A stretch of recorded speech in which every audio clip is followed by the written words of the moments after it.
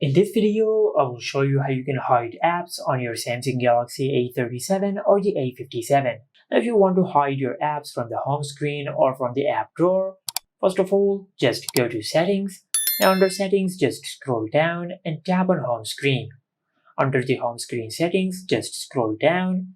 Now over here, you will find the option for hide apps on the home screen and app screen. Now just tap on it. Now from this app list, just select the apps which you want to hide. Now for an example, I'll select these apps. Now after you select the apps, under hidden apps, you will find all the apps which you have selected.